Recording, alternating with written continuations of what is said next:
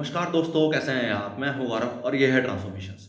जैसा कि आप सब लोग जानते ही हैं कि भारत वर्ल्ड लार्जेस्ट डेमोक्रेसी है और डेमोक्रेसी का अपना एक कॉन्स्टिट्यूशन है जिसके तहत पूरा देश चलता ही है। और इस डेमोक्रेसी को ट्रांसपेरेंट बनाने के लिए और रोज़-रोज़ इम्प्रोवाइज़ करने के लिए और बेहतर बनाने के लिए बहुत सारे लोगों ने, संस्थाओं ने, एनजीओ ने, फाउंडेशन ने शुरुआत से ही काफ़ी कोशिश की है। लोगों ने हर वो कोशिश या हर वो एक तरीके से एफर्ट उठाया कि इस सिस्टम को ट्रांसपेरेंट बनाया जा सके और देश की बेहतरी के लिए, राज्य की बेहतरी के लिए ये सब योगदान दिया जा सके।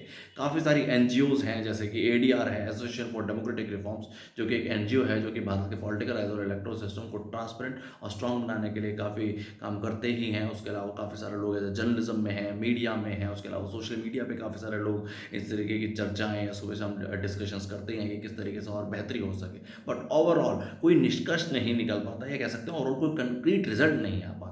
उसके पीछे रीज़न ये है कि अगर आपको सिर्फ़ अपना घर भी सुधारना हो, तब भी आप सिर्फ़ और सिर्फ़ उसके ऊपर चर्चा करे जाएँ या ओवरऑल ऐसा सोचते रहें कि कोई और आके इसको इम्प्रूव कर दे, तो उसमें इम्प्रोवाइज़ेशन नहीं हो पाती। अपने घर को भी साफ़ करने के लिए, अपने घर को भी निरंतर इम्प्रूव करने के लिए, ट्रांसपेरेंट या ओवरऑल प्रोग्रेसिव बनाने के लिए आपको खुद एफ़र्ट करने पड़ते हैं। तो आपने ऐसा कैसे सोच लिया कि ओवरऑल देश के लिए सिर्फ़ और सिर्फ़ अपने अच्छे विचार देते रहेंगे, अपने इंटेलेक्चुअल विचार देते रहेंगे, डिस्कशंस करते रहेंगे और ओवरऑल ऐसा एक्सपेक्ट करेंगे कि कोई और आकर या वो सब लोग आकर उन सब चीज़ों को इम्प्रोवाइज़ करेंगे। ऐसा बिल्कुल भी नहीं होना। अब ये समय है कि वो सब लोग जो इन सब एरियाज़ में जिनकी रिसर्च है, जिनकी ऊपर प्रॉपर इंटेलेक्ट है, जिनकी नॉलेज है, वो इस सिस्टम का हिस्सा बने। और ट्रांसफॉर्मेशन जैसा प्लेटफ़ॉर्म बनाने का सिर्फ़ और सिर्फ़ मकसद यही है, जो कि एक free of cost equal opportunity community driven discussion platform है, जो कि समाज के हर युवा को, हर वर्ग को या हर सिटीज़न को ये इक्वल अपॉर्च्युनिटी देता है कि अपनी विचारधारा से, विज़न से, पर्सपेक्टिव से आम जनता, आम जनमानस का नुमाइंदा बन सकता है। अपने भले वो अपने राज्य हो, अपने भले विधानसभा हो, अपने वो संसदीय क्षेत्र हो, उससे वो खड़ा हो सकता है आम जनता का नुमाइंदा बन के।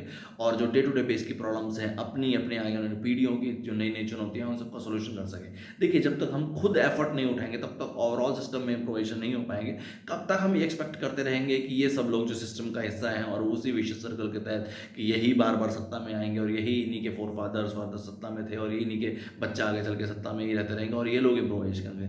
जब तक हम इन सब लोगों से उम्मीद करते रहेंगे, तब तक हम इस तरीके से ही जो रिज़ल्ट है, वो आप देखते ही हैं कि किस तरीके से आपको overall day to day basis की समस्याओं से भी आपको जूझना पड़ता है। तो ये समय है आप इस सिस्टम का हिस्सा बनें और जब तक आप इस सिस्टम का हिस्सा नहीं बनेंगे तब तक आप ओवरऑल इम्प्रोवेशन नहीं पाएँगे। और ये कहना सिर्फ़ और सिर्फ़ मेरा नहीं है, आपके मेरे गुरु चाणक्य ने भी ऐसा ही कहा था कि जब तक इस देश का युवा ओवरऑल राजनीति से नफ़रत करेगा या उसे अवॉइड करेगा, तो वो अपने से कम सक्षम या अपने से कम काबिल लोगों को ये एक तरीके से अपॉर्च्युनिटी देगा कि उनको वो राज कर सकें, और हो भी यही रहा है। अब इस समय है कि आप अपना आके आप सिस्टम सँभालें, ओवरऑल सिस्टम को इम्प्रोवाइज़ करने के लिए राज्य और देश की तरक्की के लिए अपना योगदान दें। जय हिंद, जय भारत।